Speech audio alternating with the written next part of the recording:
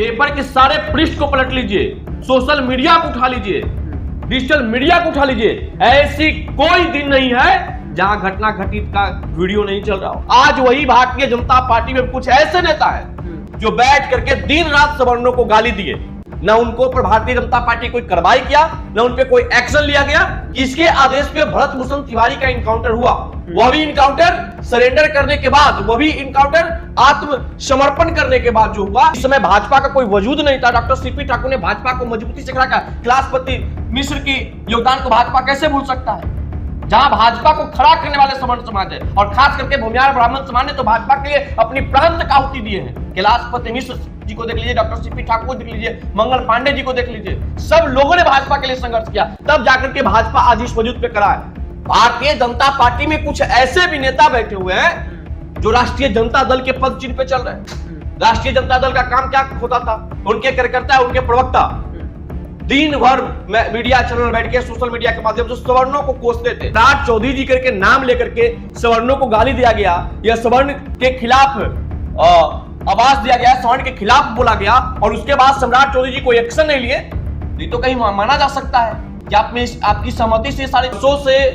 चुनाव जीत करके जो बांकीपुर को आपने पांकीपुर बना दिया। बरसात के मौसम में बांकीपुर के गली मोहल्ला में आप जूता पहन के नहीं घूम सकते हैं, अच्छे कपड़ा पहन के नहीं घूम सकते हैं, सब जगह कीचड़ है, पांकी है। नमस्कार, द इंडिया टॉप देख रहे हैं, मैं हूं अखंड ज्योति। देखिए, बांकीपुर विधानसभा उपचुनाव का आगाज हो चुका है। एक एक करके तमाम पार्टियों ने अपने उम्मीदवार का ऐलान कर दिया। भारतीय जनता पार्टी उम्मीदवार का ऐलान करने के बाद एक बार फिर से बदली। पहले अभिषेक बंटी को उम्मीदवार बनाया गया, बाद में उन्होंने पारिवारिक कारणों का हवाला देते हुए चुनाव लड़ने से इनकार किया, और बाद में नीरज सिन्हा को उम्मीदवार बनाया गया है। दूसरी ओर प्रशांत किशोर हैं, जनसुराज के सूत्रधार संस्थापक, और तीसरी ओर राष्ट्रीय जनता दल से रेखा गुप्ता है। इस वक्त हमारे साथ बातचीत करने के लिए पुरुषोत्तम राज हैं, स्वर्ण नेता हैं, और बांकीपुर विधानसभा उपचुनाव में स्वर्णों का रुख क्या होने वाला है, क्योंकि पिछले दिनों एक के बाद एक जो तमाम मामले देखने को मिले, चाहे भरत तिवारी मामला हो या फिर यूजीसी को लेकर जिस तरीके से बवाल सामने आया नई गाइडलाइंस पर, और तमाम चीजों को लेकर, अब उसका असर क्या बांकीपुर विधानसभा उपचुनाव पर भी पड़ने वाला है, क्योंकि यहाँ पर काय समाज के वोटर बड़ी संख्या में हैं। सबसे पहले स्वागत है। आखिर सवाल है कि क्या स्वर्णों का क्या रुख होने वाला है बांकीपुर विधानसभा उपचुनाव में? पहले तो धन्यवाद। निश्चित तौर पे यूजीसी रोलबैक कानून हो या भरत भूषण तिवारी का फर्जी इनकाउंटर मामला हो, उसके बाद तमाम तरह के मामले इस बिहार में रहा, जो सवर्ण समाज उसको लगातार लेकर के संघर्ष किया, और सवर्ण समाज को निश्चित तौर पे भावना आहत हुआ है, और हुए भावना को आहत का बदला लेने के लिए बांकीपुर का चुनाव विधानसभा है। देखिए, एक सीट से ना सरकार बननी है, ना एक सीट से सरकार बिगड़नी है, लेकिन अपनी इस एक सीट के चुनाव में अपनी भागीदारी को दे करके हमारे साथ जो हो रहे छल है, हमारे साथ जो हो रहे अत्याचार है, उसके खिलाफ गोलबंदी मजबूती से करना चाहिए। लगता है कि इसका असर जिस तरीके से भरत तिवारी मामला हुआ और उसके बाद फिर यूजीसी को लेकर पिछले दिनों जो चला था बवाल, क्या उसका असर वोट में पड़ेगा, वो वोट में तब्दील होगा गुस्सा? निश्चित तौर पे देखिए, भरत भूषण तिवारी के मामला को लेकर के तो पूरे बिहार के लोगों की भावना आहत हुआ था, चाहे वो किसी भी वर्ग के, किसी भी जात के लोग हो, और भरत भूषण तिवारी का जो मामला है हर लोगों के दिल में अभी भी गूंज रहा है। आप देख रहे होंगे, तमाम हम चैनल मीडिया के माध्यम से ये देख रहे हैं कि बांकीपुर में जब वो पब्लिक ओपिनियन कर रहे हैं, तो उस पब्लिक ओपिनियन में भी भरत भूषण तिवारी का मामला जोर तोड़ से भी पकड़ा हुआ है। तो ये तो निश्चित तौर पे ये सरकार की एक बड़ी नाकामी साबित हुआ था। सरकार उसमें काफी कटघरे में खड़ा हुआ था, और हर जनता के दिल से एक आवाज है कि भरत भूषण तिवारी के इनकाउंटर करने वाले पे अभी तक कार्रवाई क्यों नहीं हुआ। लंबे समय बीत गए, अभी तक एफआईआर जिन जिन लोगों पे हुआ उन पे एक भी व्यक्ति का गिरफ्तारी नहीं हुआ। वही आम आदमी के साथ गिरफ्तारी होता है, उन्हें तुरंत, अगर थोड़ा सा एफआईआर होता है, झूठा मुकदमा हो या सही मुकदमा हो, गिरफ्तारी तुरंत होती है, उसके बाद पूछताछ होता है। लेकिन एक अधिकारी आखिर किसके निर्देश पे, किसके आदेश पे भरत भूषण तिवारी का इनकाउंटर हुआ, वह भी इनकाउंटर सरेंडर करने के बाद, वह भी इनकाउंटर आत्मसमर्पण करने के बाद जो हुआ, और सरकार के बड़े अधिकारियों ने, यहां तक कि पुलिस विभाग के बड़े अधिकारियों ने इस चूक को प्रशासन की चूक माना है, उसके बावजूद भी अभी तक कार्रवाई नहीं होना, ये तो निश्चित तौर पे एक सवाल सरकार पर, प्रशासन पे खड़ा होता ही है। और ये जनता ने भी तय किया है कि नया एक सीट से सरकार किसी की बननी है, नया एक सीट से किसी की सरकार बिगड़नी है। लेकिन जो बांकीपुर का जनहित का मुद्दा है, जो वर्षों से इसी सीट पे नितिन नवीन जी चुनाव जीते, इसी सीट पे उनके पिताजी भी चुनाव जीते, और नितिन नवीन जी दुनिया की सबसे बड़ी पार्टी भारतीय जनता पार्टी के राष्ट्रीय अध्यक्ष के पद तक इसी सीट के जनता के संघर्ष के बदौलत चले गए। लेकिन जो वर्षों से चुनाव जीत करके जो बांकीपुर को आपने पांकीपुर बना दिया, बरसात के मौसम में बांकीपुर के गली मोहल्ला में आप जूता पहन के नहीं घूम सकते हैं, अच्छे कपड़ा पहन के नहीं घूम सकते हैं, सब जगह कीचड़ है, पांकी है। तो जनता के जन्म में सवाल जरूर है। सवाल है कि एक और प्रशांत किशोर है, दूसरी ओर नीरज सिन्हा है, दोनों ही स्वर्ण समुदाय से हैं। तो कहाँ टक्कर, और स्वर्ण किसके साथ जाएंगे? देखिए, सवर्ण समाज किसी का बंधुआ मजदूर नहीं है। सवर्णों ने एक तरफा प्यार, एक तरफा दिल भारतीय जनता पार्टी को, या तो लोकसभा का चुनाव हो या विधानसभा का चुनाव हो, हमेशा दिखाया है। हमारे अगर समाज के लोग किसी दूसरे दल से भी चुनाव लड़े तो हम लोगों ने उसको ना सपोर्ट करते हुए भारतीय जनता पार्टी को, किसी भी जाति का व्यक्ति था उनको हम लोगों ने सपोर्ट करके जिताया। लेकिन आज का जो मौजूदा वक्त है, भारतीय जनता पार्टी में कुछ ऐसे भी नेता बैठे हुए हैं जो राष्ट्रीय जनता दल के पद चिन्ह पे चल रहे हैं। राष्ट्रीय जनता दल का काम क्या होता था?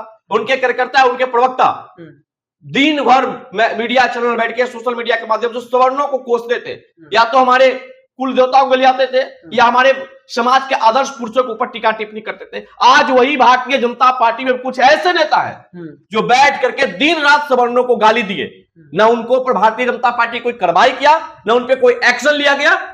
तो जिस पार्टी के लिए हम लोगों ने खून पसीना के साथ साथ हर कुछ दिया, जिस पार्टी को हमने एक तरफा प्यार किया, अगर उस दल के कार्यकर्ता भी, उस दल के नेता भी हमारे समाज को गाली देंगे तो ये तो अपमान नहीं सहेंगे। क्या ऐसा लगता है, आखिरी सवाल के तौर पर, कि क्या भारतीय जनता पार्टी यह मानती है कि स्वर्ण कहाँ जाएंगे? स्वर्ण हमारे साथ रहेंगे, क्योंकि 90 का दशक, देखिए सवर्णों को, स्वर्ण 90 का दशक देखा हुआ है कि क्या होता था। देखिए 90 का दशक जंगल राज का डर दिखा करके कितने वर्षों तक आप सत्ता पे बैठिएगा।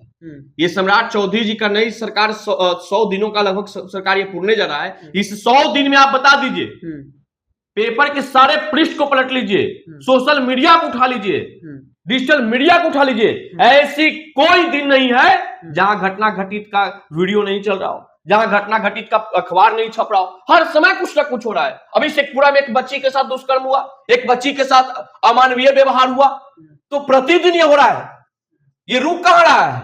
कब तक इस जंगल राज का डर दिखाइएगा? अब सवर्ण समाज को देखिए, सवर्ण समाज 90 के दशक में भी लगातार अपने संघर्ष की बदौलत से लड़ाई लड़ा है, उन लोगों से लड़ा है जो एक तरफा जात देकर के नरसंहार कर रहे थे, एक तरफा जात देकर के शोषण कर रहे थे। और आज भारतीय जनता पार्टी अगर इस वजूद पे खड़ा है तो वो सवर्णों को त्याग के बदौलत का है, सवर्णों के तपस्या का। क्या बोलता है डॉक्टर सीपी ठाकुर जी के योगदान को तो नहीं भुला सकता है भारतीय जनता पार्टी। जिस समय भाजपा का कोई वजूद नहीं था, डॉक्टर सीपी ठाकुर ने भाजपा को मजबूती से खड़ा किया। कैलाशपति मिश्र की योगदान को भाजपा कैसे भूल सकता है? जहां भाजपा को खड़ा करने वाले सवर्ण समाज है, और खास करके भूमिहार ब्राह्मण समाज ने तो भाजपा के लिए अपनी प्राण तक आहुति दिए हैं। कैलाशपति मिश्र जी को देख लीजिए, डॉक्टर सीपी ठाकुर देख लीजिए, मंगल पांडे जी को देख लीजिए, सब लोगों ने भाजपा के लिए संघर्ष किया, तब जाकर के भाजपा आज इस वजूद पे खड़ा है। जब भारतीय जनता पार्टी को इसी विधानसभा का चुनाव में जनता ने पूर्ण बहुमत देकर के सत्ता में बिठाया, ठीक है, नीतीश कुमार नारा उस समय दिया गया था 25 से 30 फिर से नीतीश, लेकिन बीच में अब इन लोग के गठबंधन में क्या ऐसी मजबूरियां बना, नीतीश कुमार जी को हटा करके सम्राट चौधरी जी को लाया गया, फिर भी हम लोगों ने स्वीकार किया। लेकिन अगर सम्राट चौधरी जी करके नाम लेकर के सवर्णों को गाली दिया गया, या सवर्ण के खिलाफ आवाज दिया गया, सवर्ण के खिलाफ बोला गया, और उसके बाद सम्राट चौधरी जी कोई एक्शन नहीं लिए, तो ये तो कहीं माना जा सकता है कि आपकी सहमति से ये सारी चीज हो रहा है। अगर आपके सहमति से नहीं होता है तो आपके नाम लेकर के, आपके फोटो लगा करके बैनर सवर्णों के विरोध लगाया जा रहा है, तो आपने एक्शन नहीं लिया। उसी पार्टी में एक बैठे नेता हैं, वो दिन भर गाली दे रहे हैं। तो गाली और त्याग दोनों एक साथ नहीं दे सकता भारतीय जनता पार्टी। ये चीजें महंगा पड़ेगी भारत को, निश्चित तौर पर महंगा पड़ेगा। बड़बोले नेताओं के कारण आज राष्ट्रीय जनता दल की क्या स्थिति सब लोग देख रहे थे इस राज्य में। और इसी बड़बोलेपन अब भारतीय जनता पार्टी में भी कुछ नेताओं को पता नहीं किसके सह पे, किसके आदेश पे, किसके अवलोक में इस तरह की भाषा का प्रयोग हो रहा है, अब तो यही लोग बताएंगे। बाकी बांकीपुर की जनता हो, हम सबसे एक अपील यही करेंगे कि आप अपने जमीनी मुद्दे, आप अपने उस मुद्दे पर अपने प्रत्याशी को चयन करिए जो आपके समस्याओं में आपके साथ खड़ा हो।